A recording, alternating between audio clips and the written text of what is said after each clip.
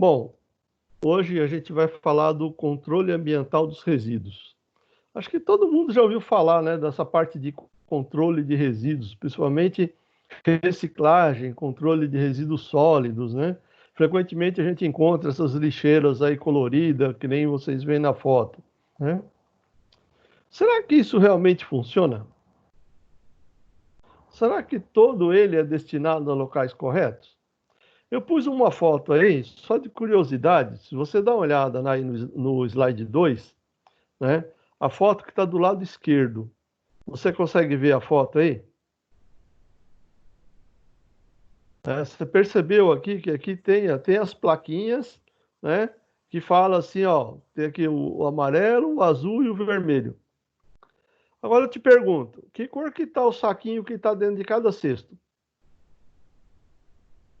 Depois que eu encher esse cesto aqui e amarrar esse saquinho, quem vai saber o que tem dentro?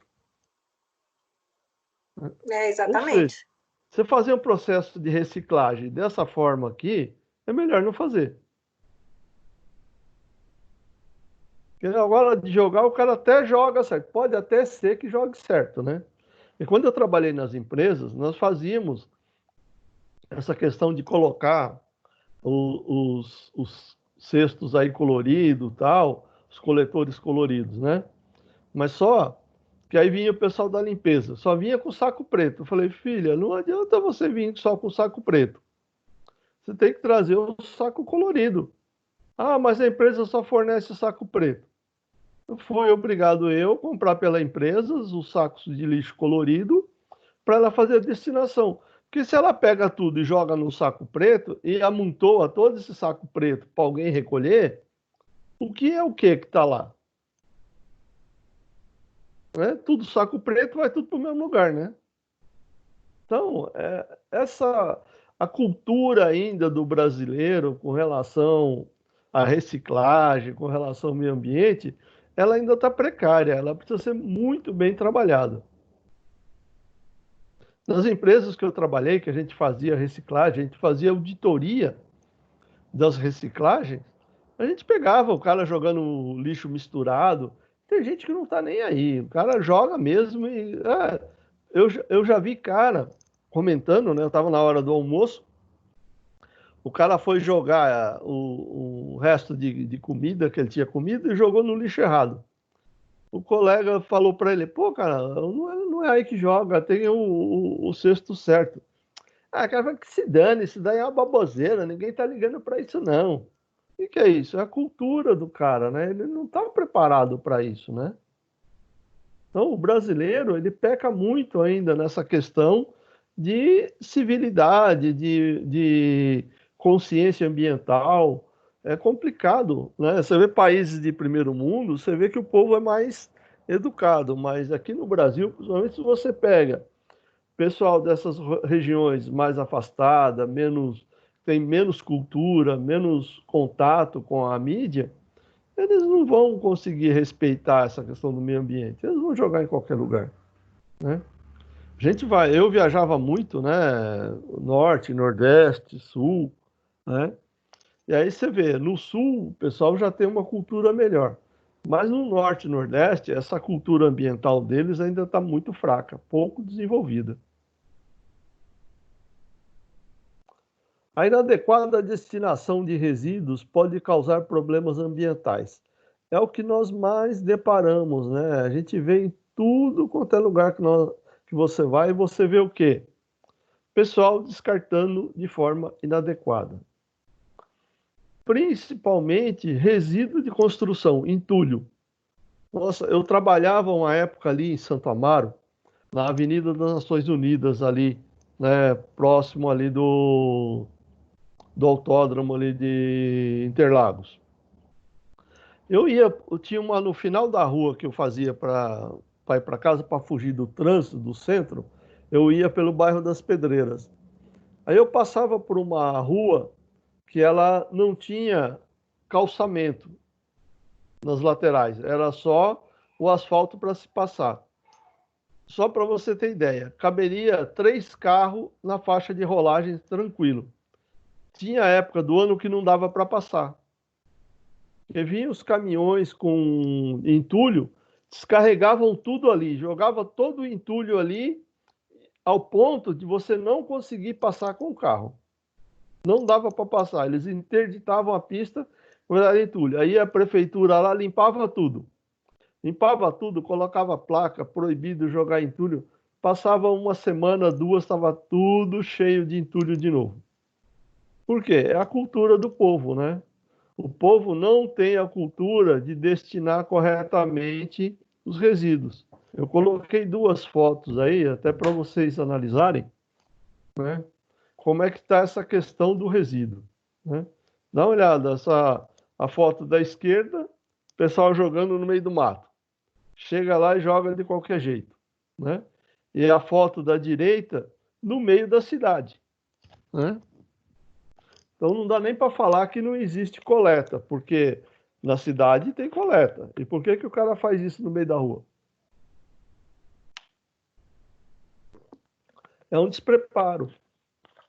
Mas se você analisar, o despreparo começa lá nas escolas de ensino básico, né? Ensino fundamental. As escolas públicas, infelizmente, elas não preparam os nossos alunos com relação a isso. São pouquíssimas as escolas que fazem um trabalho sério a respeito disso.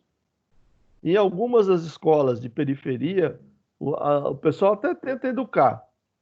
Só que o menino sai de casa, chega lá na porta da favela dele, o que acontece lá?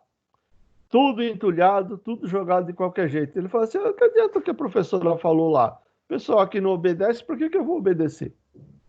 Não, quer dizer, o reflexo que o adulto gera sobre a criança, né, faz com que a criança, quando crescer, não vai obedecer as regras, porque ele tem o exemplo dos pais que nunca obedeceram a regra, né, ou dos pais, dos vizinhos, e para ele também não vai mudar muito. Falar, se ninguém obedece, por que que eu vou obedecer?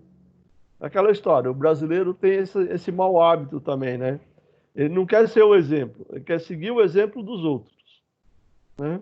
Ao invés dele pegar, não, eu vou fazer a minha parte, independente do que os outros façam ou não, eu vou fazer a minha parte. Ó, se funciona ou não, não é problema meu, mas a minha parte eu faço.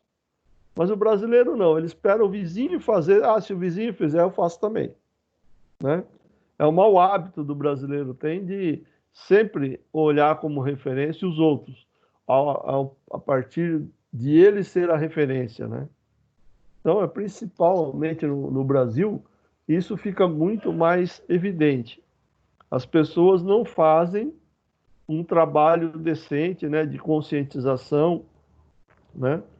E eu vi casos também, por exemplo, que a gente faz um trabalho enorme dentro da empresa. Quando a gente fazia lá a coleta seletiva, nós éramos bastante rigorosos, dávamos bastante treinamento. Dentro da empresa, o cara fazia tudo certinho. Ele saía da empresa, não fazia nada do que. Pô, porque se funciona, se ele é educado dentro da empresa, por que que ele também não leva aquela educação dele para dentro de casa? Né? Esse é uma das divergências que eu vi bastante na época que eu fui gestor, principalmente quando eu era gestor de saúde e segurança e meio ambiente, que era uma das minhas responsabilidades, né? E detalhe, eu era responsável pela parte do meio ambiente das 22 filiais que nós tínhamos, né?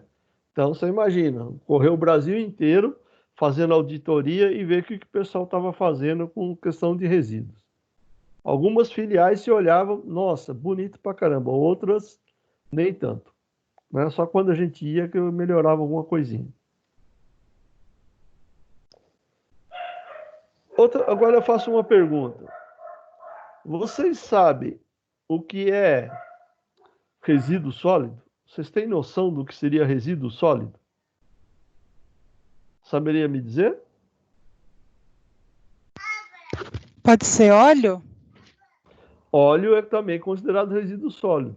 Resíduo sólido, muita gente tem na mente que resíduo sólido é só material sólido mesmo, né? Por exemplo, papelão, metal, madeira, né? Entulho. Não. O esgoto dentro da legislação brasileira, o esgoto também é resíduo sólido. Entendeu?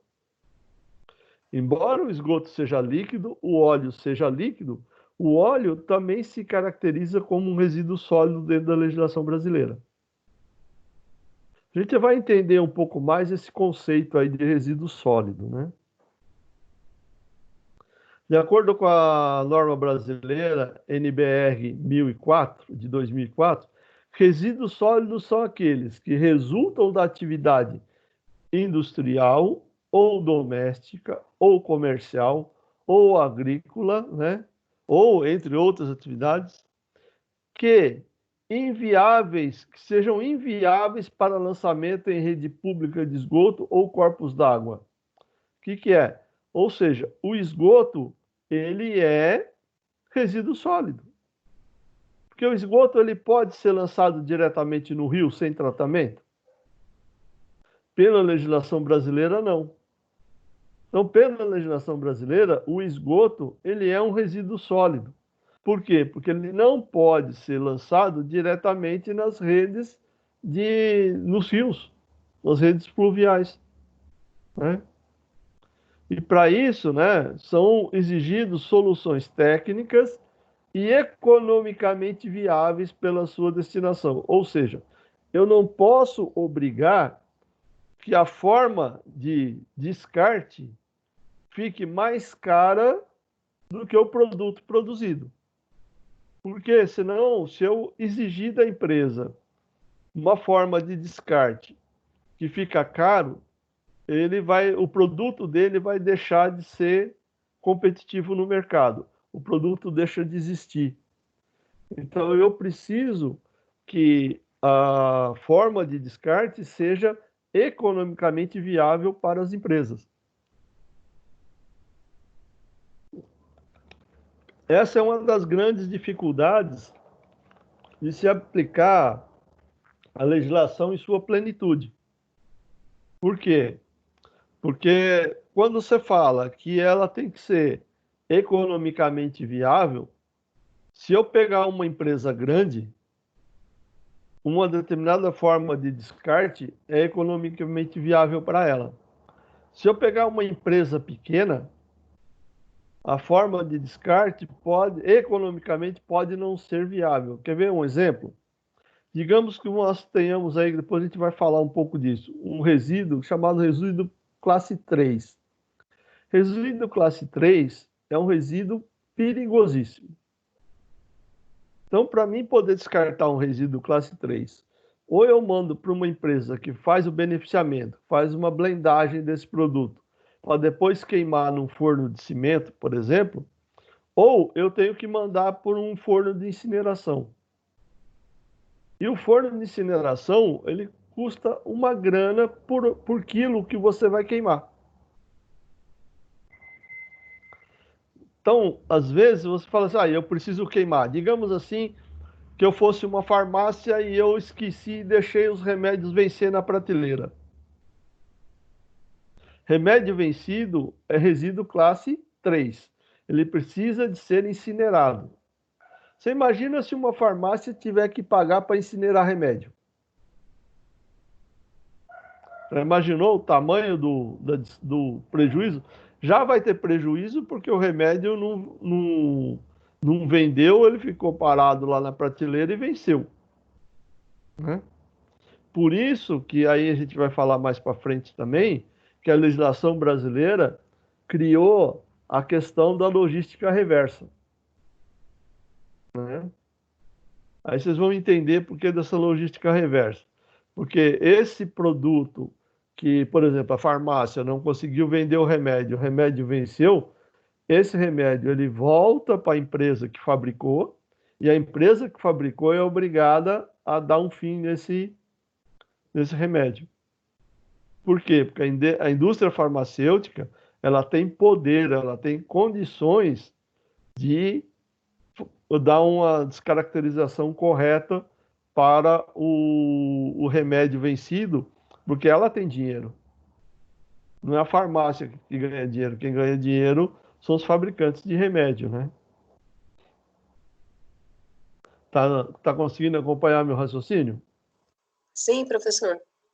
Algumas décadas atrás, a preocupação com os resíduos, né, vem sendo discutida no Brasil, ou seja, o Brasil começou a discutir isso lá na década de 80. Até a década de 70, ninguém se preocupava muito com isso, não. Da década de 80 para frente é que começou a se preocupar com essa questão dos resíduos sólidos, né? E na esfera internacional já estava começando, né, uma consciência maior com relação às questões ambientais, com relação à conservação da natureza, com relação ao desperdício, né? E aí começou a haver todo um movimento social a nível mundial, né, que acabou fazendo com que surgisse, né, aí um posicionamento mais adequado com relação a isso, né, junto do governo, junto da sociedade civil, junto da iniciativa privada, para reduzir a quantidade de resíduos. Agora eu vou fazer um discurso, que esse é um discurso meu, né? Quando eu trabalhava nas empresas, né, dentro da indústria, que eu era o responsável, por exemplo, eu vou implantar um controle de gestão ambiental. Aí a primeira pergunta que o dono da empresa faz: mas Sérgio, qual é a vantagem de se implantar um processo desse? Né? A resposta que eu dava para ele: uma vez o diretor ficou abismado quando eu falei isso para ele. Eu falei: o que é o resíduo? Né? Ele falou: é o papelão, é a madeira, né? Restos de sucata metálica, resíduo de tinta. Eu falei: todo esse material, o senhor pagou por ele? Já parou para pensar no lixo da sua casa? O que você joga fora no lixo da sua casa?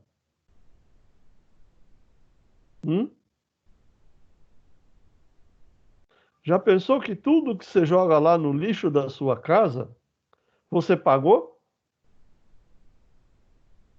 Né? Por exemplo, você vai na padaria, né? Você vai comprar o pãozinho, não é? Você vai lá e fala assim: me dá meia dúzia de pãozinho. O que a moça faz? Coloca esse pãozinho aonde? Dentro de um saquinho de papel. Aí você passa lá no caixa, paga o pãozinho. O que a moça do caixa faz? Pega esse saquinho de papel e coloca dentro da sacolinha de plástico. Aí você chega em casa, você come o pãozinho, o saquinho de papel e a sacolinha de plástico? Não, né?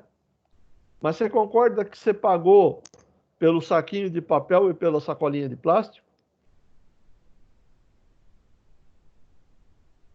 Concorda ou não? Sim, professor. Então você já parou para pensar qual é o dilema, né?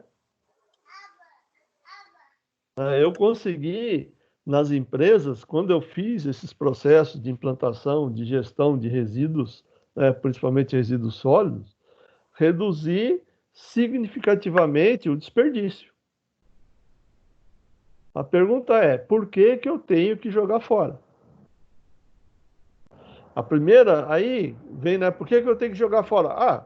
Porque a embalagem, né, a caixa de papelão, ela vem com um produto dentro. Aí eu pergunto: eu preciso receber o produto em caixa de papelão?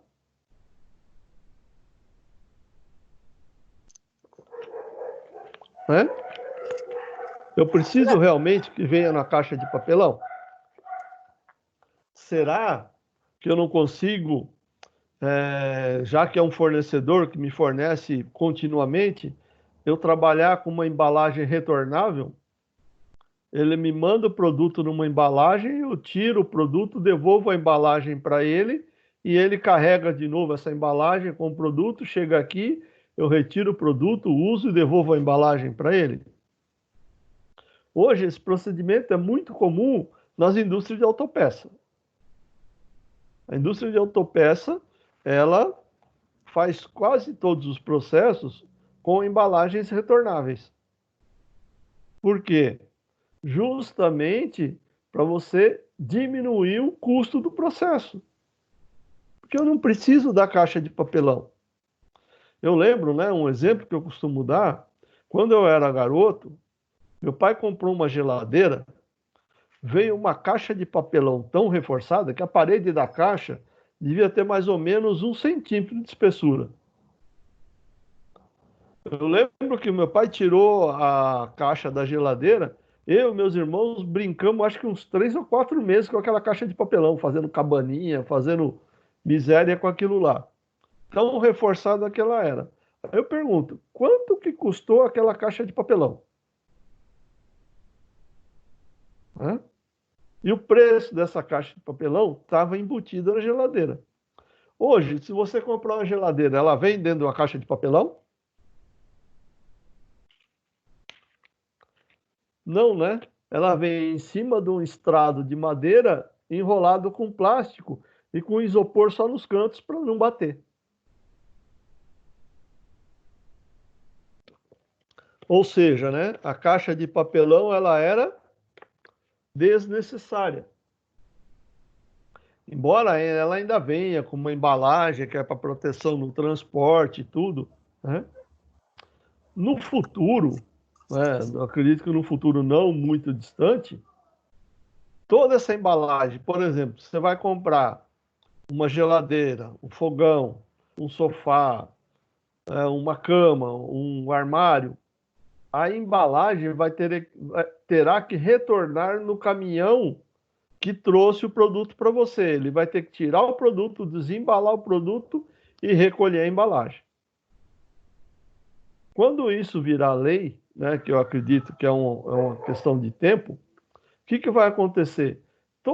A maioria das empresas elas vão criar embalagens apenas de transporte, né, que eles poderão reutilizar quando essa embalagem voltar para a empresa, apenas para dar uma segurança no produto.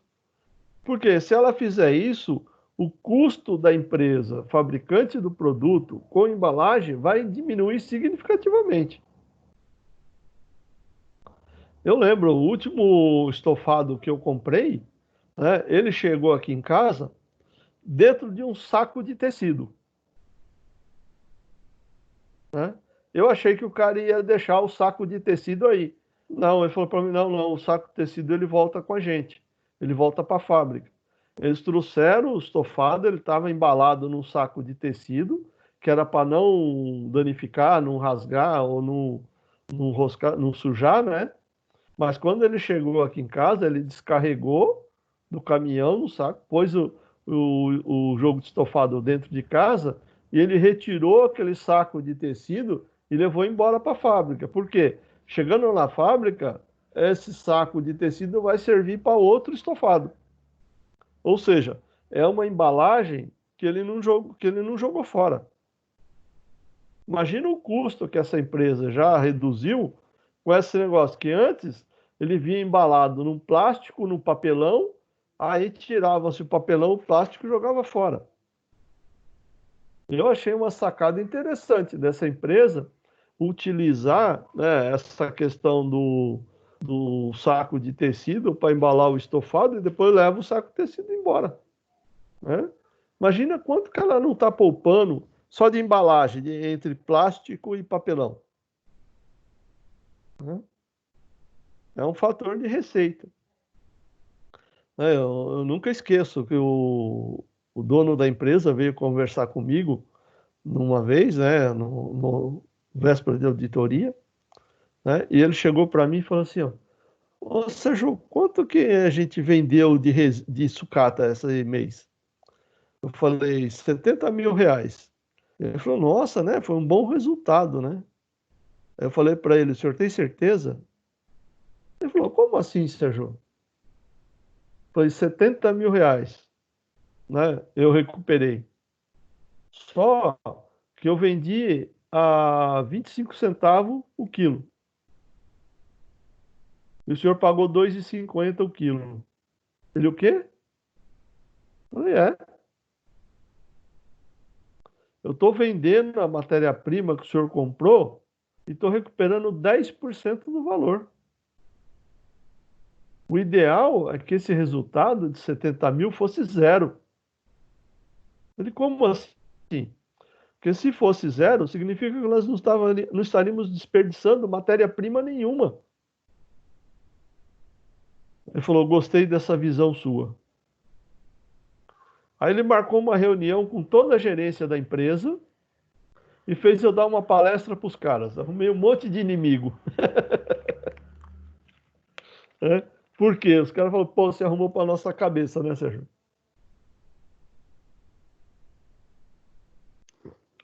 Mas é a verdade, né? Porque resíduo é tudo material que já foi pago, né?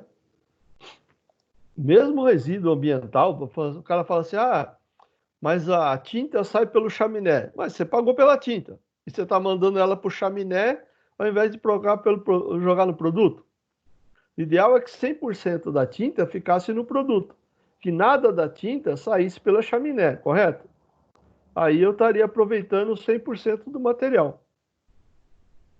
Então, esse é o conceito, né? Então, muitas empresas, por que que a engenharia hoje ela está pegando forte nessa questão de melhorias de processo? Nós temos que entender aonde o nosso processo produtivo é falho e aonde nós podemos ganhar dinheiro melhorando nossos processos.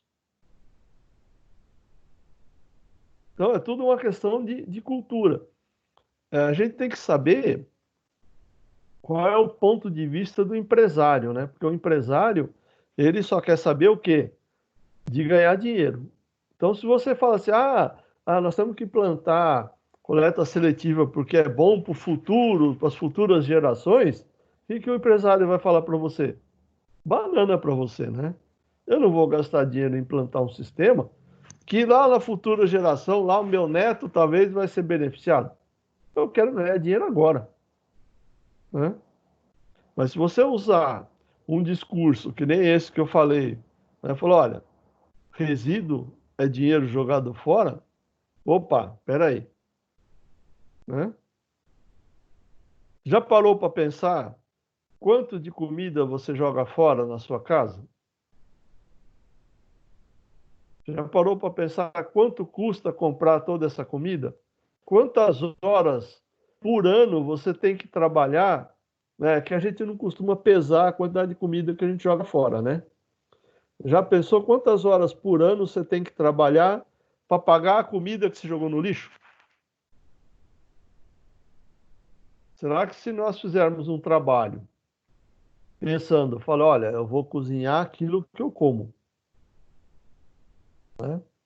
Porque o excesso vai para o lixo. Aqui em casa eu consegui reduzir bastante, né? Conversando com a esposa, né?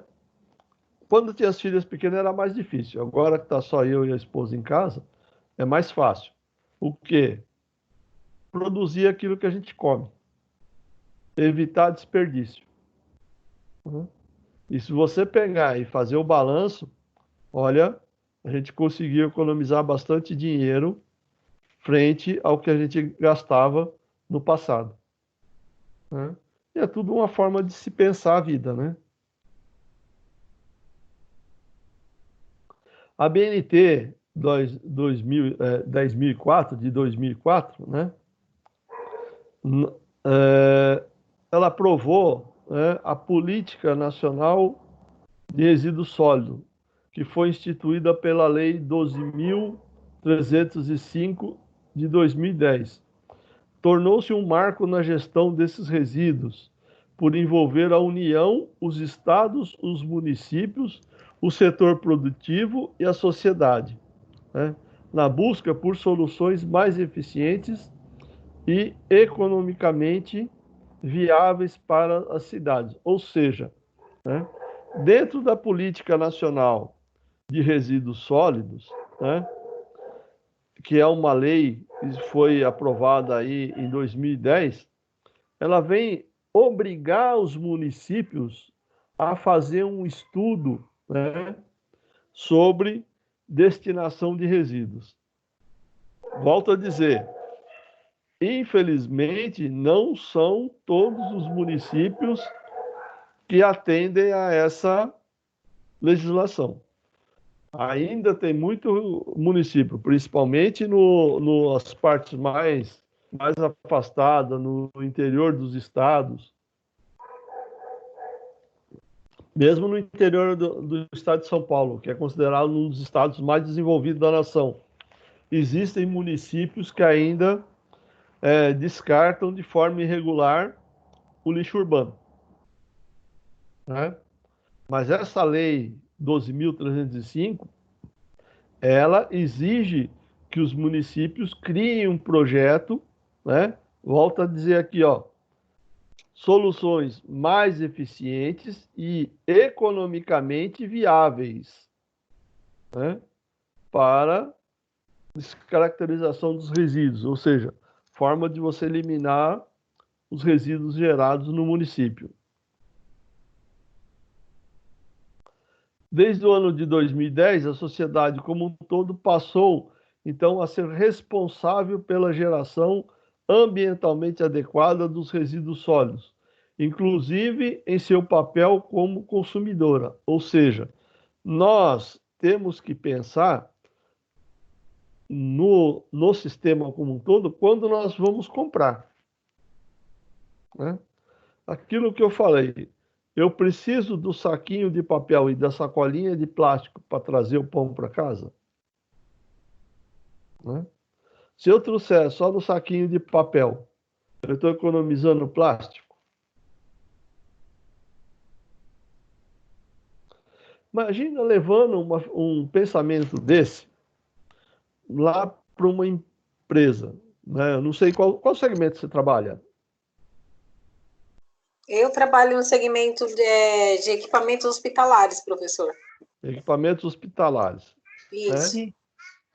Então, você imagina, vocês produzem equipamentos hospitalares? Isso. Na verdade, nós fazemos a montagem do equipamento. Eles fazem a montagem.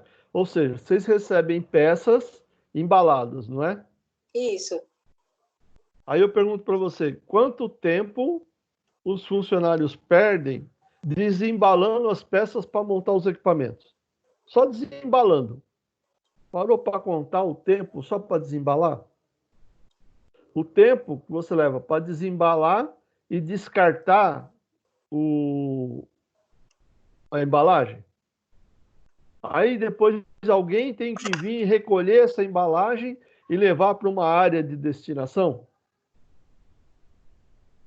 Já parou para pensar toda na cadeia produtiva, quantas vezes isso acontece e quanto custa para a empresa isso por ano?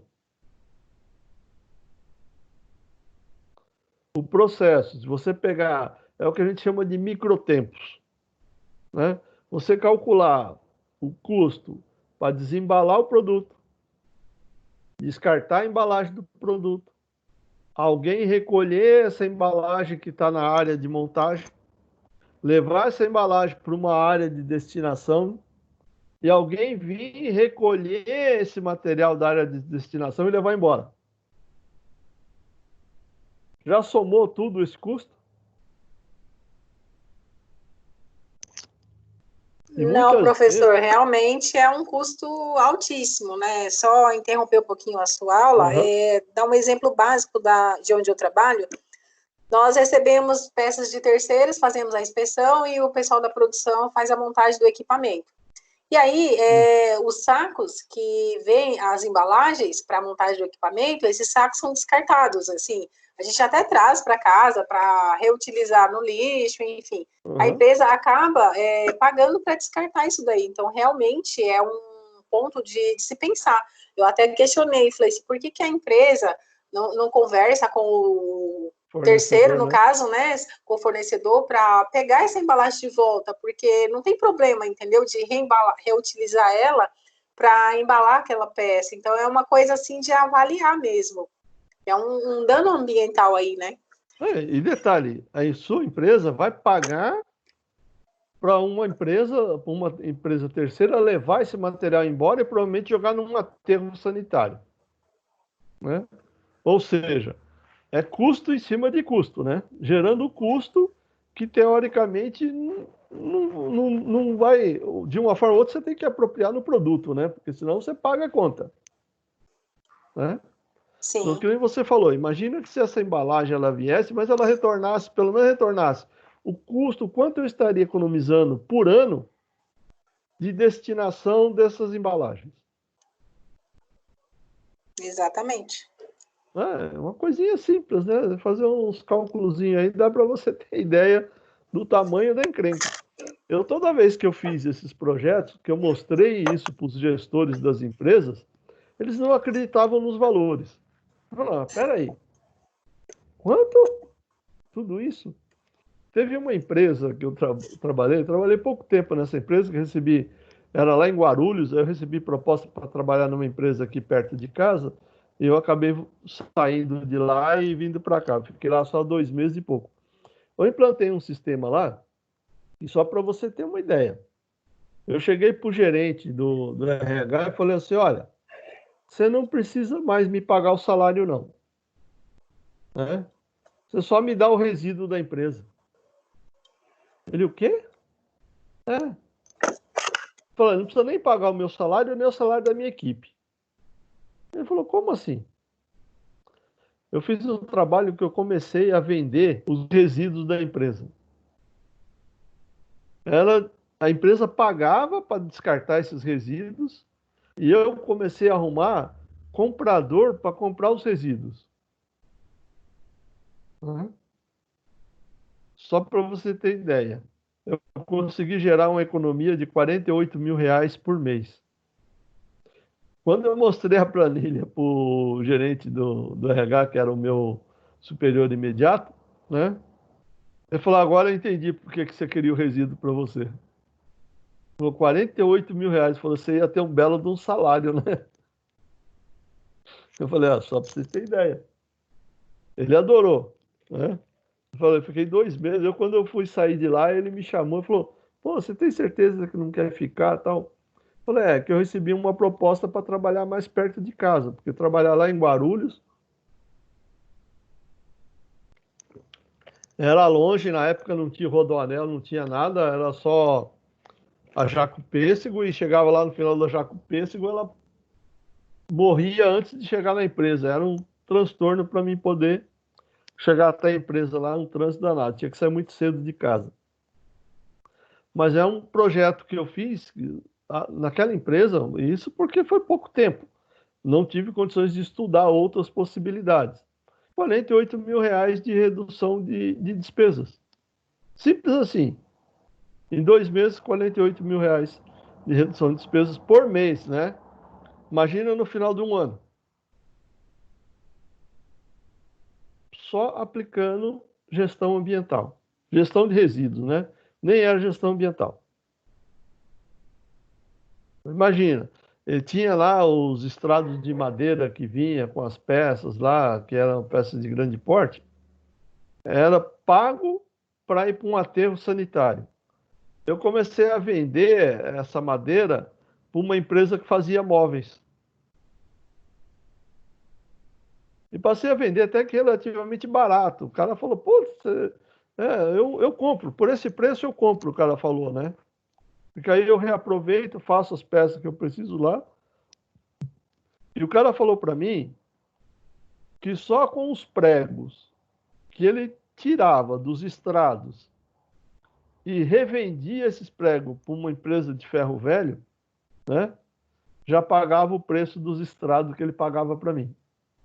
Só para você ter ideia, né?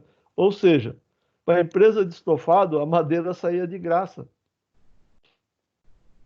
Ele recuperava o dinheiro que ele pagava pela madeira, retirando os pregos e vendendo os pregos. Isso você imagina se eu tivesse feito um processo de desmontar, vender a madeira limpa e vender os pregos separados. Eu ia ganhar mais dinheiro ainda, né? Você vê como falta um pouco de visão, né, do processo. Você precisa conhecer o processo, né, para poder fazer isso, né? É lógico, nem todo processo é viável. Por exemplo, retorno de embalagem. Nós tínhamos um fornecedor que ele era de Manaus. Imagina você mandar uma embalagem de volta para Manaus. O custo disso. Às vezes inviabiliza. Mas às vezes você pode achar empresas que podem reutilizar essa sua embalagem para alguma outra coisa, né? Então são formas que pode ser trabalhado para melhorar o processo, né?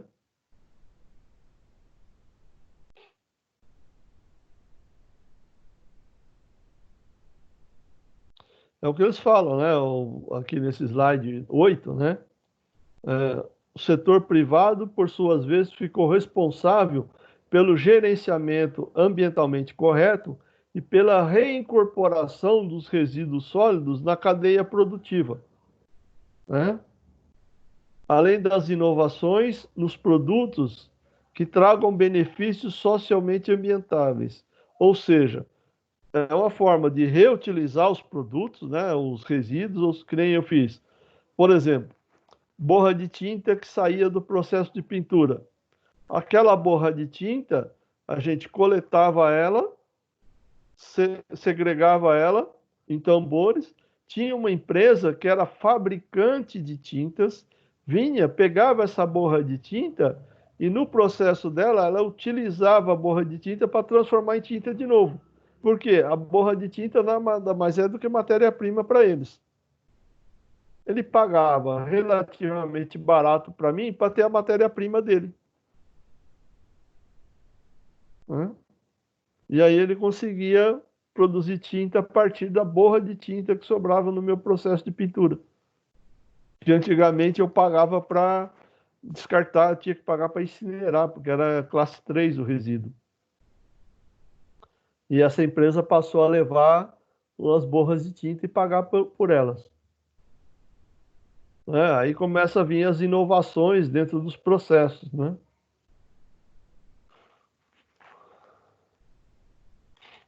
E o governo tem que pensar em planos de gestão com relação ao, por exemplo, lixo doméstico, né? Resumo da política. O que a política nacional dos resíduos sólidos fala?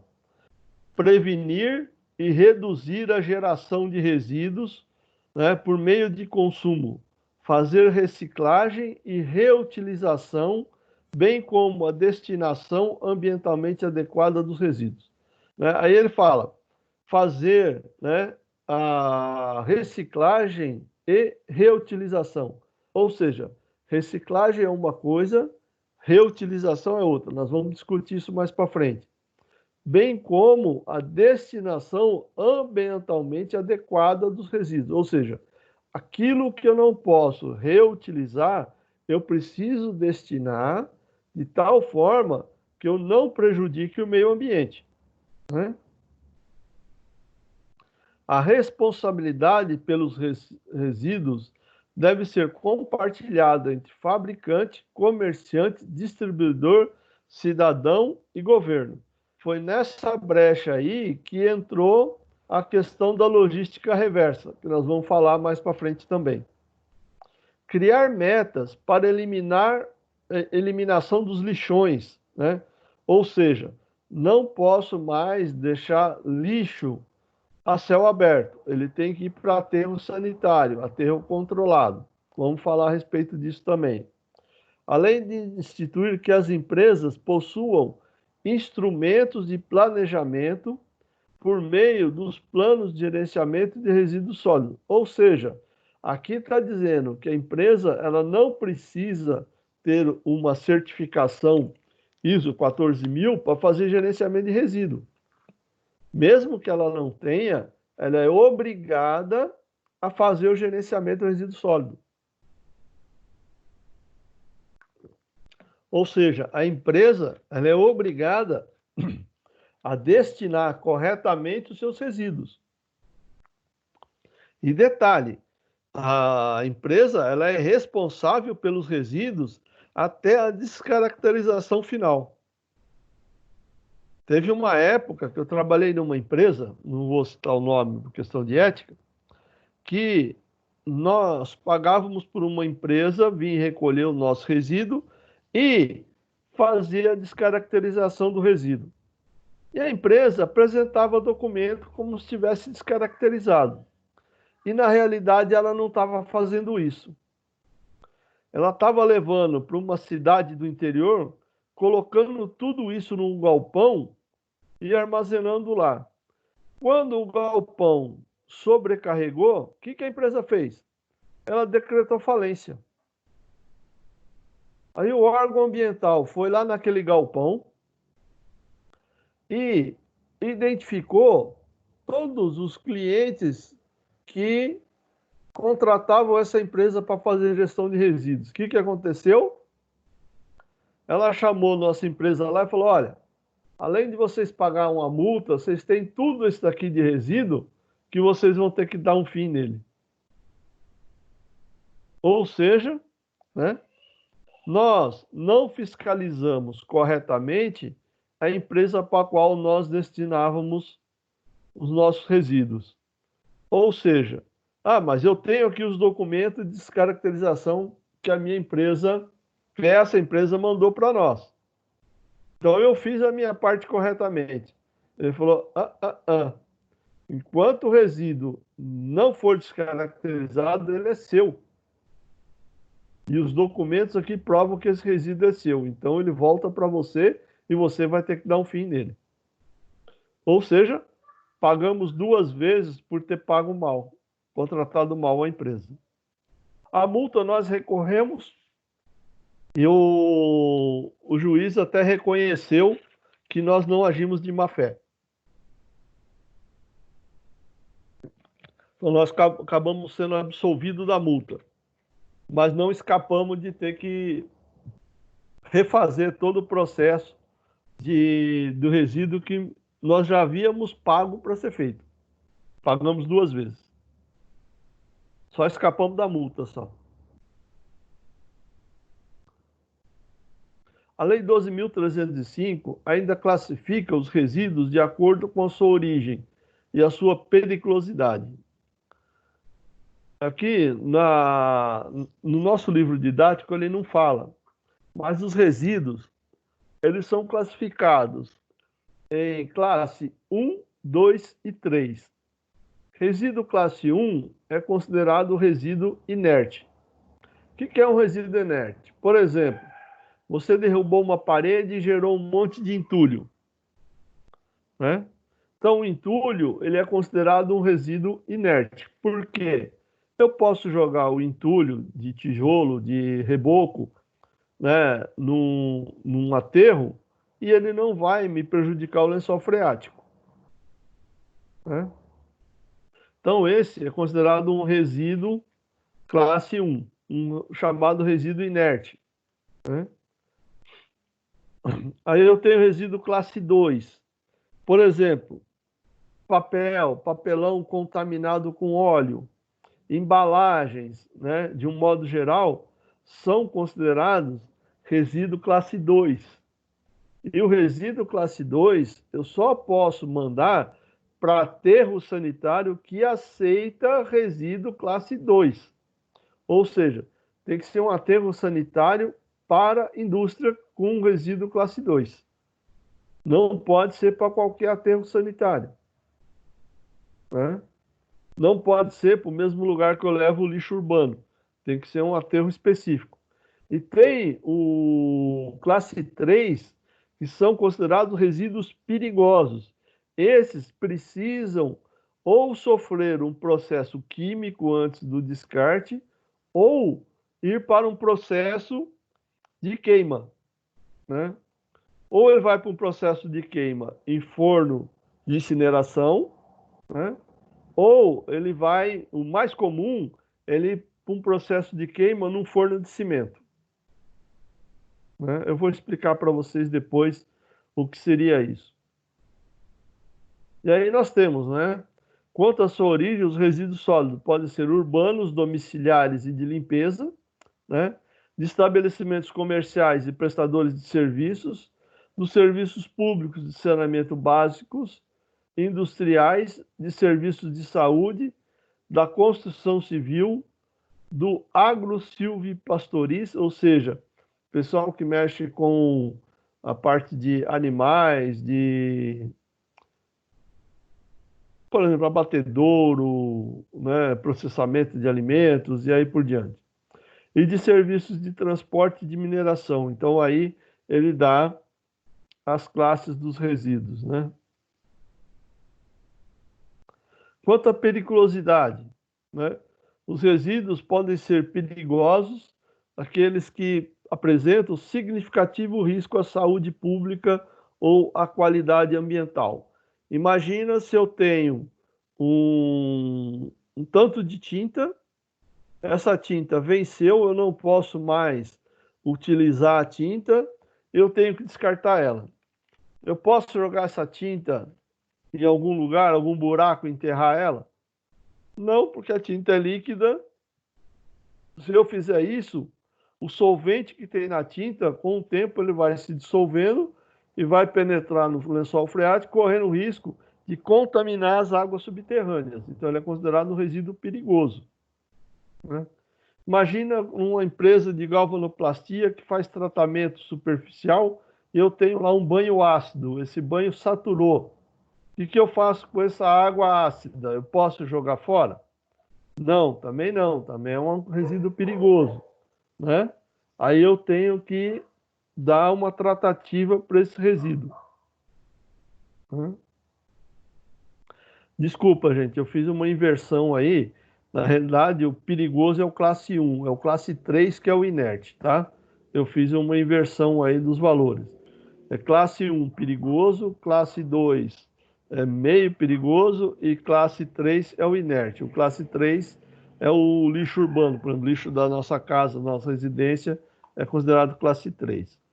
E os resíduos perigosos aí que são contaminantes, bateria, embalagens de produto químico, pilha, tudo isso aí são considerados resíduo classe 1.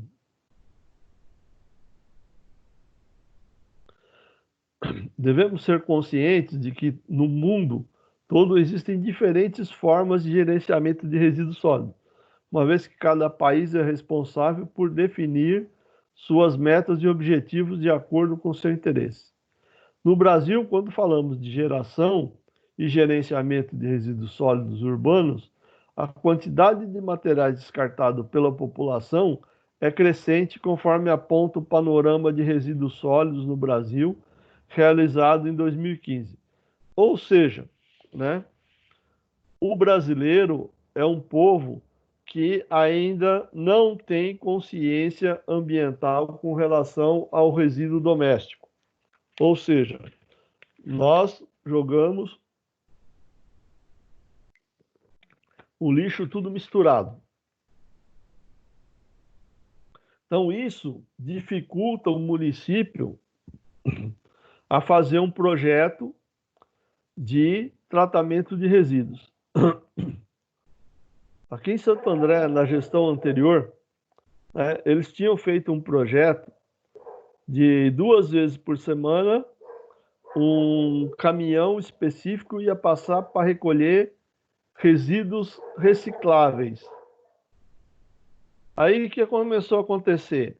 Como os catadores perceberam que tinha muito resíduo que era comercialmente viável, eles passaram a passar antes do caminhão e recolher todos os resíduos. Quando o caminhão da prefeitura passava para recolher, não tinha mais resíduo nenhum nas ruas. Aí a prefeitura acabou por tirar o caminhão de coleta de resíduos descartáveis. Como a prefeitura tirou o caminhão de coleta de resíduos descartáveis, o povo começou a misturar o lixo tudo de novo, né? Espera aí, independente de quem recolha, se é o catador ou não, eu devo separar o meu resíduo, né? Até comentei no semestre passado, hoje aqui em Santo André eles voltaram com essa questão de coleta seletiva.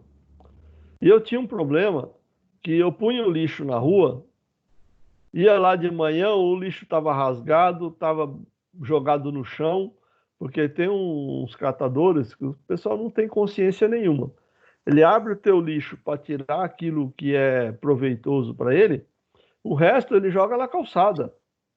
Aí o caminhão da coleta passava e ele não levava o lixo porque o lixo estava jogado no chão. Aí eu era obrigado a ir lá, pegar um outro saco, recolher todo o lixo de novo e colocar o lixo de volta para ele recolher no outro dia. Aí chegava outro dia, estava rasgado novamente o saco e o caminhão. Falei, meu Deus do céu, tá complicado. O que eu passei a fazer? Eu passei a separar todo o lixo reciclável e colocar numa embalagem aberta. O lixo que é reciclável eu coloco na embalagem aberta. Por quê? O cara que recolhe, o catador que recolhe o lixo para comércio, né? Ele vê que o meu lixo ele já está separado, ele não rasga o lixo de produto úmido, né? O lixo orgânico, para poder procurar coisa lá dentro, porque ele sabe que não vai achar. Então, se ele passa lá, ele vê a caixa, ele tira o que interessa para ele e leva embora o que interessa. O resto ele deixa na caixa. E não me rasga mais o saco de resíduo que eu deixo lá. Passei a economizar saco para não ter menos dor de cabeça. De acordo com esse relatório, né, de 2015, de 2014 para 2015, a geração de lixo, né, urbano cresceu em 1,7%. É muito crescimento, né, para a quantidade de lixo. Os avanços em relação às técnicas de disposição ainda não são suficientes para reduzir o volume. Ou seja, os aterros sanitários que existem na Grande São Paulo não são suficientes para atender a demanda de todo o resíduo gerado. Se vocês veem na foto da esquerda, eu tenho o famoso lixão, onde o lixo fica a céu aberto. Sendo que o correto é eu fazer a deposição dos resíduos de acordo com a foto da direita. O que é? Fazer um aterro sanitário corretamente distribuído, né? De tal forma que eu não tenha o lixo exposto e não exista contaminação do subsolo. Vamos entender um pouco qual a diferença entre reutilização e reciclagem. Ambos são bons para a natureza. Ambos são bons para a gestão ambiental. E qual é a diferença entre um e outro? O que é um produto reutilizável e o que é um produto reciclável? Reutilizável é quando eu não descaracterizo as condições físicas do material, né? Por exemplo, eu peguei a garrafa PET, transformei ela num porta-copo. Eu descaracterizei a garrafa PET? Não, não descaracterizei. Ela continua sendo uma embalagem plástica, né, que eu estou utilizando. O teu cachorro tá bravo aí. E a forma de reciclar, o que eu faço? Eu pego a garrafa PET, transformo ela em fibra de polímero, e essa fibra de polímero, por exemplo, se transforma numa camiseta. Então, a reciclagem é quando eu destruo fisicamente aquele material e transformo ele num outro material. E a reutilização é quando eu não descaracterizo fisicamente o material e eu reaproveito ele para fazer uma outra coisa. Eu não destruo as propriedades físicas do material para poder reutilizá-lo. Então, essa é a diferença gritante que nós temos aí entre reciclagem e reutilização. É lógico, o processo de reutilização ele é bem menos oneroso do que o processo de reciclagem. Para mim, reciclar alguns produtos sai caro. E para alguns produtos se torna economicamente inviável eu reciclar eles. Por quê? Porque o custo da reciclagem sai mais caro do que a matéria-prima para mim fazer o produto. Então se torna inviável. Por isso que lá na legislação está lá que seja economicamente viável. Então eu tenho que fazer nesse processo de tal forma que passa para mim a valer a pena.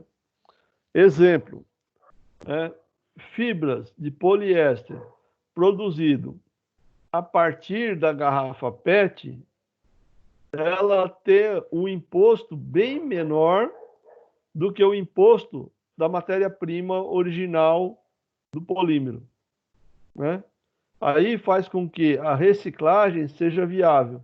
Aí as empresas que fazem tecido, roupa, a partir da fibra de poliéster, compensa mais para ela ir atrás das empresas que fazem reciclagem de PET do que comprar matéria-prima lá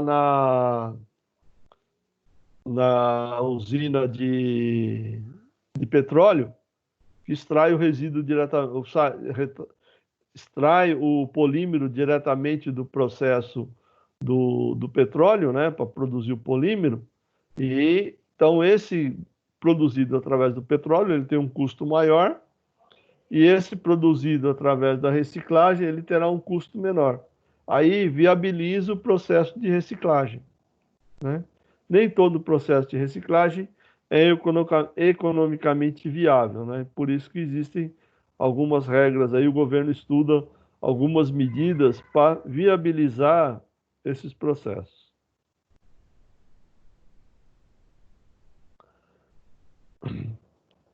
Qual é a prioridade, né, dentro da Lei 12.305, né? No artigo 9º, ele dá uma lista de prioridade. Primeira prioridade minha é não gerar resíduo. Ou seja, é o ideal, né? 100% da matéria-prima que eu trago para dentro da minha empresa, eu utilizo, né? Ou seja, seria eu trazer para minha casa somente o pãozinho, não trazer o saco de papel e nem a embalagem de plástico, né? Esse seria o top. Por quê? Eu compro pãozinho, eu como pãozinho, não sobra nada, né? Não gera resíduo nenhum. Esse é o top, seria o ótimo. Mas onde eu ponho? Como é que eu trago o pãozinho para casa? Ah, então eu vou fazer o quê? Ao invés de eu trazer o saquinho de papel mais o saquinho plástico, a sacolinha plástica, ou eu só trago o saquinho de papel, ou eu só trago a sacolinha plástica. Eu estou reduzindo, né, a quantidade de embalagens que eu uso. Eu estou usando isso como exemplo, tá, gente? O pãozinho, você pode fazer isso com N outras coisas, né? Aquela história. Você compra uma camiseta na loja, eles embrulham a camiseta num papel, pega essa camiseta embrulhada num papel e coloca numa sacola, né? Você vai usar a camiseta, o papel e a sacola? Não, né? Você vai usar só a camiseta. Então ela precisa vir com tanta embalagem assim? É questão de estudar isso, né? Terceiro, né, é a reutilização. Então, primeiro é não gerar resíduo. Segundo é reduzir o volume de resíduo gerado. Ou seja, eu tenho que identificar no meu processo o que eu posso fazer para gerar menos resíduo. Por exemplo, cabine de pintura, nós tínhamos lá o processo de cabine de pintura que gerava borra de tinta. Substituímos o processo de pintura por uma pintura eletrostática. Por exemplo, a pintura eletrostática é um processo que você consegue fazer com que uma corrente elétrica ele atraia as partículas de tinta para a peça que você quer pintar. Ou seja, elimina o desperdício de tinta. Então eu reduzo, não significa que não sobre nada. Vai sobrar um pouco de pó, de tinta, né? Mas é bem menos do que sobraria no processo anterior, que era de tinta de pintura líquida. Isso significa o quê? Eu reduzi a quantidade de poluente gerado. É um exemplo, tá, gente? Outra coisa é a reutilização.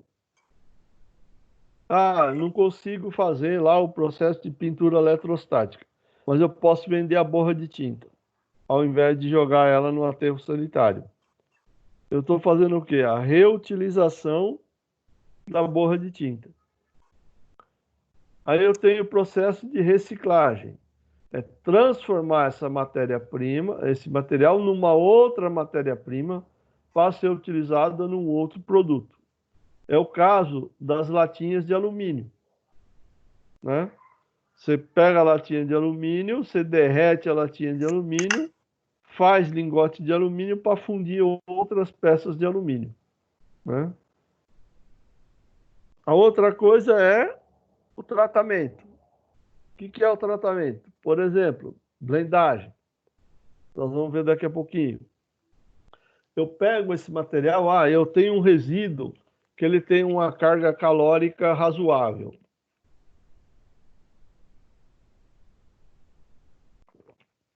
Eu pego esse resíduo, mando para uma empresa que ela vai fazer o quê?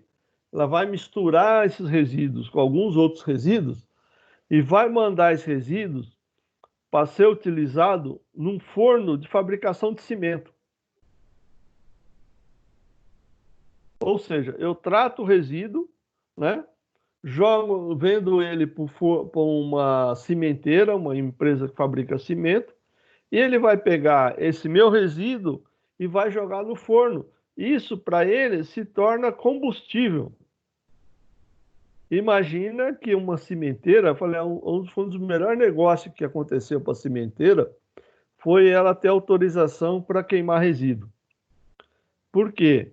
Num forno de cimento, tudo que você queima lá dentro vira cimento. Não gera resíduo algum. Por quê? O cimento nada mais é do que cinza de pedra queimada. Ou seja, tudo que for queimado junto com a pedra vira cinza. Se virou cinza, ele vira cimento. Ou seja, resíduo zero. E detalhe, a cimenteira, ela paga para queimar o teu resíduo. Ou seja, ela recebe, né, para ter combustível para jogar no forno. Olha só que maravilha. Né? Principalmente empresas que têm produtos perigosos, né, resíduos perigosos, a melhor forma que tem é fazer blendagem com esses resíduos, manda para a cimenteira queima e o resíduo desaparece no forno. Por quê? Porque o forno da cimenteira, ele ultrapassa 1900 graus. Ou seja, tudo que entra lá derrete. Vira cinza e vira cimento. Você vê como tem processos, né, que são altamente viáveis. E por último, é a destinação final em aterro.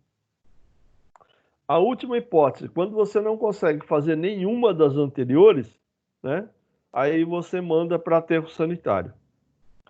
Mas o aterro sanitário deve ser a última das hipóteses.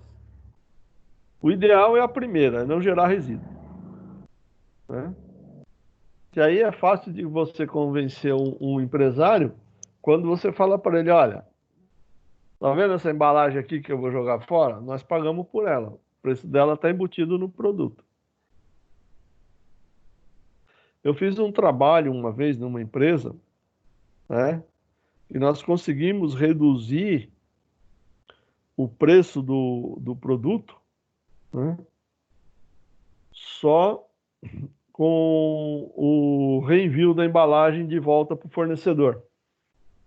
Falou, quanto você me cobra da embalagem? Ah, te cobro tanto. Se eu devolver a embalagem. Hã? Se eu devolver a embalagem. Quanto você vai me cobrar?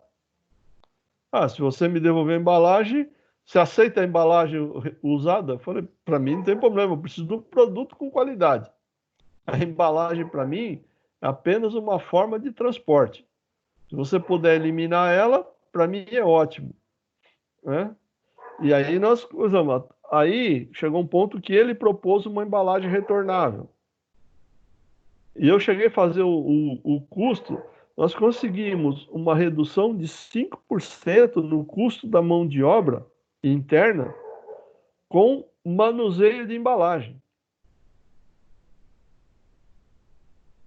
Nós conseguimos reduzir em 5% o custo de mão de obra. Ou seja, a mão de obra que eu usava para desembalar e embalar, eu estava usando para montar produto. Né? E aí a mão de obra que eu usava para recolher a embalagem que havia sido descartada, a destinação da embalagem, tudo isso, né, no final acabou me gerando uma redução de 5% de mão de obra. Ou seja, foi um projeto altamente viável.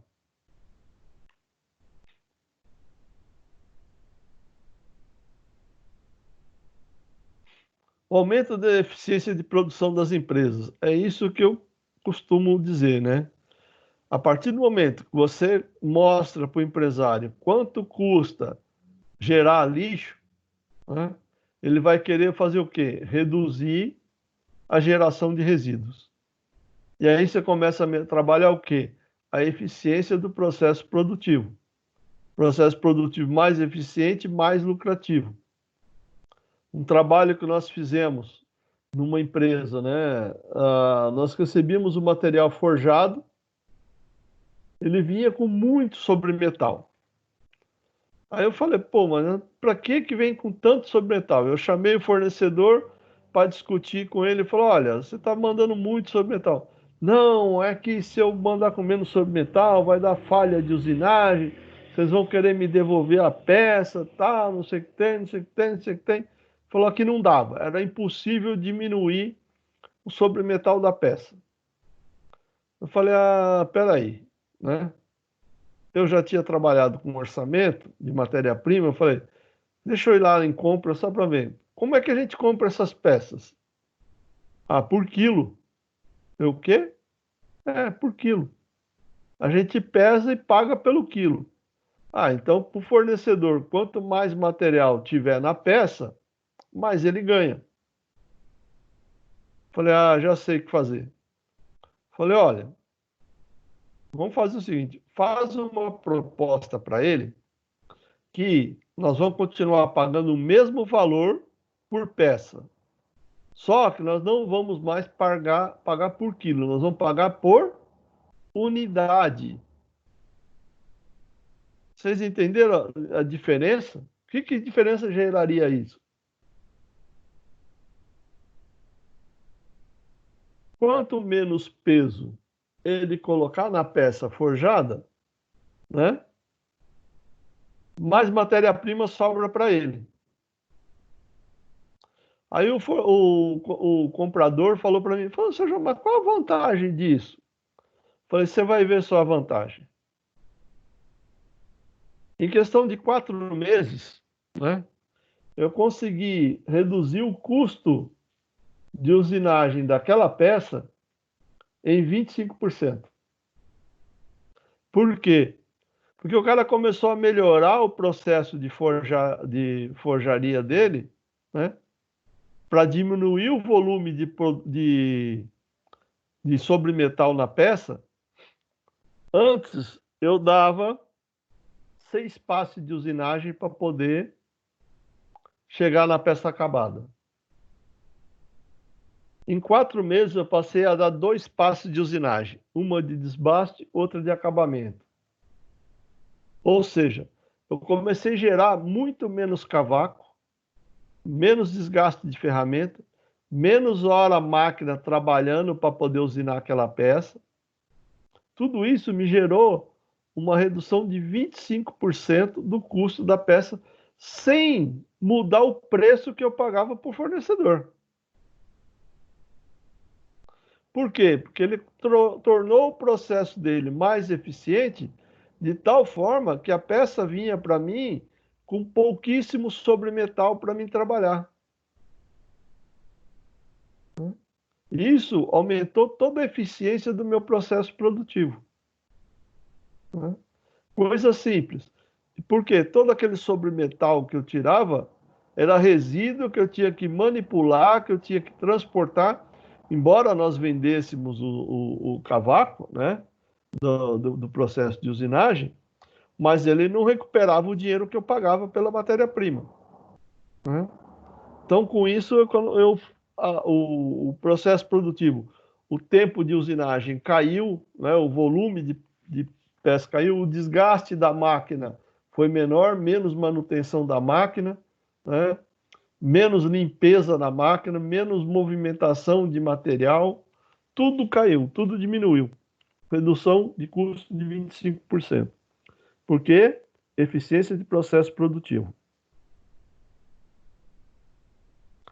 Atualmente, a reutilização e a reciclagem vem se tornando cada vez, né, tomando cada vez mais espaço nos programas e nos planos de gestão, né? Por quê? Porque as empresas estão identificando que é vantajoso você trabalhar com o conceito de material reutilizado ou material reciclado. Então, ainda existem poucos processos que fazem isso com eficiência, mas a cada dia que passa, esses processos estão melhorando, consequentemente, mais eficazes. Outra coisa é a logística reversa. Essa logística reversa, para algumas empresas, deu um trabalho danado, né? Por exemplo, a empresa que eu trabalhava, nós vendíamos do norte ao sul do Brasil. Desde Manaus, nós tínhamos uma filial em Manaus, tínhamos filial em Canoas, no Rio Grande do Sul, e atendíamos o Brasil inteiro. Você imagina aplicar uma logística reversa para você trazer um produto que você vendeu lá em Manaus de volta para São Paulo para desmontar ele para jogar fora. Economicamente inviável, né? Esse processo nos deu um trabalho danado. Por quê? Nós tivemos que desenvolver em cada município, em cada região onde nós tínhamos cliente, né, para que arrumássemos uma empresa que fizesse a descaracterização do nosso produto e a reutilização dele, a reciclagem ou a destinação final de forma ambientalmente adequada.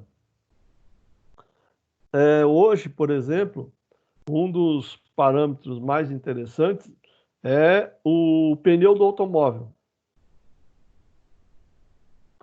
A empresa que produz pneu hoje no Brasil, ela é obrigada a evidenciar que de cada 4 pneus vendidos, ela recebeu 3 de volta.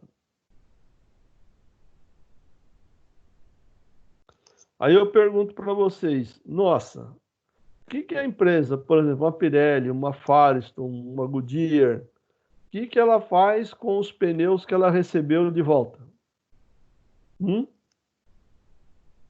Já pararam para pensar? Boa pergunta, hein, professor? Até porque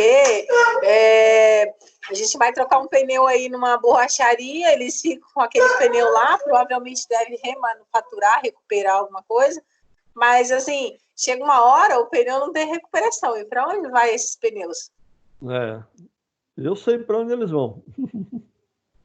Parte deles vão para virar asfalto, recapagem, repavimentação de vias urbanas, e parte dele vai para queimar no forno de cimento. A parte da borracha, a massa da borracha, ela vai para asfalto, né? E aquela parte onde tem os fios de aço do pneu, que não dá para utilizar na composição do asfalto, ele vai para os fornos de cimento. E vão queimados no forno de cimento. Por quê? Porque a borracha do pneu tem altíssima caloria. Então ele serve como combustível para o forno de cimento. O pessoal passa o pneu por uma trituradora e joga esse pneu triturado no forno de cimento. Queima tudo lá. Ou seja, combustível para fazer cimento. Aí depois de queimado, a cinza do pneu já virou cimento. mistura com pó de pedra, né, que está queimada no forno, virou cimento. Fácil assim. Né? Mas tem algumas logística reversa que não é fácil, não.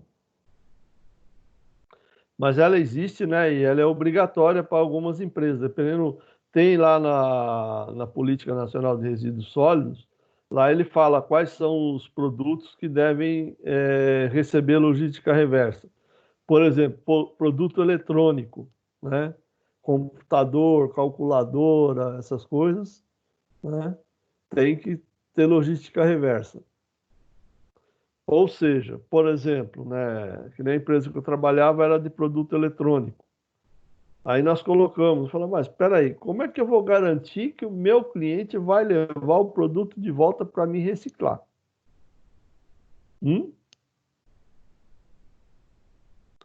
Nós fizemos, colocamos na embalagem que quando terminasse a vida útil do produto, ele deveria ser devolvido. Uma etiqueta no fundo do produto dizendo que quando o produto terminasse a vida, deveria ser devolvido. E devolvido no posto de venda. Nem 5% dos materiais nossos que eram vendidos voltavam. Só para vocês terem ideia. E o próprio cliente, muitas vezes, não, ou ele não tinha ideia de devolver, ou, sei lá, não era viável para ele trazer de volta também.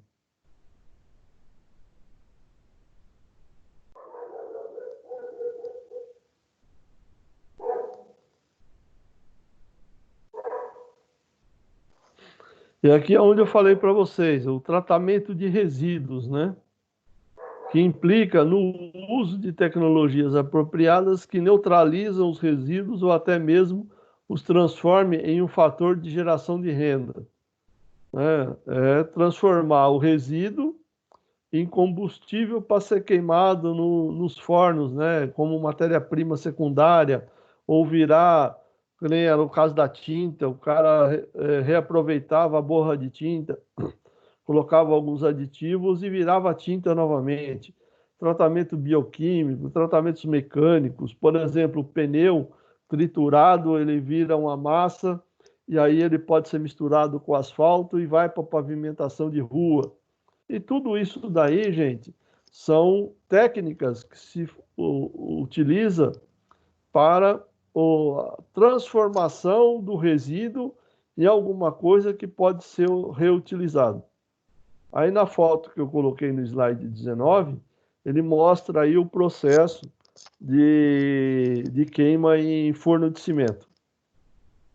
Isso que vocês estão vendo aí, esse tubo grande que aparece nas fotos aí, na primeira foto da direita aparece 2 tubos, né? Na foto da esquerda aparece um tubo. Embaixo vocês veem aí umas válvulas, que é o sistema de tratamento, onde você joga o resíduo para dentro do forno, né? Esse comprido aí são os fornos de queima, onde acontece o processo de queima do cimento. Esse forno ele vai girando, né? O produto vai queimando lá dentro, ele está inclinado, ele vai descendo para a envasadora lá por gravidade, né? Quando ele chega lá no final, ele já está todo queimado e transformado em cimento. Outra forma é a disposição final. Disposição final, o que que é? São os aterros sanitários, né? Aí os aterros sanitários podem ser classe 1, ou desculpa, classe 2 ou classe 3, né? Classe 2 para resíduos industriais e classe 3 para resíduos inertes. O de classe 3, o tratamento dele é menos exigente do que o classe 2. E aí no slide 21, eu pus uma foto aí de como se monta, né, um aterro sanitário. O aterro sanitário ele tem que ser estudado de tal forma, né? Normalmente, o que o pessoal utiliza para fazer aterro sanitário? Na maioria das vezes, eles utilizam uma mina desativada. Aqui em São Paulo é muito comum né, utilizar a mina que era utilizada para extração de brita, para fazer concreto. Em Guarulhos tem dois, né, aterros sanitários, né, um classe 2 e outro classe 3, que eles eram pedreiras, né? Ou seja, a pedreira foi lá, extraiu a brita, né, vendeu, e quando esgotou a rocha, né, o que eles fizeram? Venderam a área para uma empresa que montou um aterro sanitário. Uma empresa ganhou dinheiro fazendo buraco e a outra empresa está ganhando dinheiro enchendo o buraco. Né? Só que é lógico, para encher o buraco existe toda uma metodologia. Você não pode deixar os resíduos, né, entrar para o subsolo, tem que fazer impermeabilização, tem um monte de tratamento a ser feito. Mas eles estão fazendo isso, está surtindo efeito. Né? Eu visitei várias vezes esses aterros lá em Guarulhos, é bastante interessante o processo. E realmente, você vai lá, você não tem cheiro nenhum. O duro foi ali em São Tamário, que era um lixão, fizeram depois um aterro em cima do lixão, e hoje os caras invadiram o lixão e montaram uma comunidade em cima do lixão. Perigo danado de tudo aquilo explodir. O aterro sanitário é um processo de tratamento de resíduo de baixo custo, se comparado a outros tratamentos. Por isso que muitas vezes as empresas optam por enterrar os resíduos a reciclar ou beneficiar, porque sai muito mais barato. E para isso existem normas também, por exemplo, a NBR 8418 e a 8419, que elas regulamentam, né, os aterros sanitários.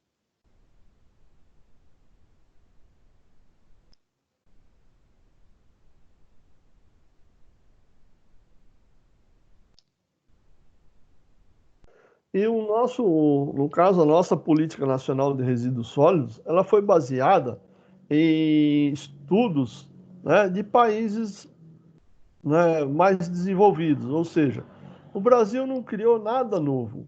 Ele procurou adequar o que os outros países já fazem à nossa realidade, à realidade brasileira. Mas eu vou mais além. Eu acredito que se o engenheiro que trabalha numa empresa, ele souber vender a ideia de uma gestão ambiental adequada, né, ele, primeiro que ele vai ser muito bem visto na empresa, por parte da empresa, tá? Não é todo mundo não, porque eu já arrumei inimigo com isso. Experiência própria, viu, gente? Porque eu já implantei sistemas de gestão ambiental e quando você fala para o cara, ó, você tem que ser mais eficiente no seu processo, você está gerando muito resíduo, o cara lá da produção vai ficar macho pra caramba, né? Ele vai ficar muito puto da vida contigo, ainda mais se for cobrado pelo dono da empresa, que nem aconteceu comigo, né? Mas pelo menos pelos olhos do dono da empresa eu era bem visto, porque ele falou, pô, o cara ele pensa muito além do que eu imaginava, ele vê oportunidades de eu ganhar mais dinheiro, né, fazendo um tratamento adequado de resíduos. E normalmente ele gostava de ter conversas comigo. Ele ia lá na minha sala, sentava lá e ficamos aí 2, até 3 horas conversando. E ele gostava das ideias que eu dava para ele. Fala, olha, eu não vou ensinar o senhor a ganhar dinheiro, eu vou ensinar o senhor a não desperdiçar dinheiro. Ele dava risada quando eu falava isso. Porque eu falei, ganhar dinheiro o senhor sabe, porque o senhor é empresário, né? Eu sei não gastar, né? Não jogar dinheiro fora. Ele dava risada. Ele falou, ah, você às vezes pensa melhor do que eu nesse aspecto, né? Porque ele tinha recebido uma formação, né? Ele estudou em Harvard. Harvard forma banqueiros, forma, né, pessoal que sabe ganhar dinheiro. Então, para ele, tudo era fonte de renda. Vender resíduo para ele era fonte de renda. Quando eu falei para ele que resíduo era matéria-prima que tinha pago mais caro, que ele ia vender mais barato, aí ele falou, opa, pera, aí eu não ganho dinheiro, aí eu perco. Falei, pô, exatamente. Então, uma gestão ambiental, ele não é uma forma de ganhar dinheiro, mas sim uma forma de não perder dinheiro. É dessa forma que o engenheiro tem que vender para o empresário, né? Que a gestão ambiental é uma forma de não jogar dinheiro fora. Ok?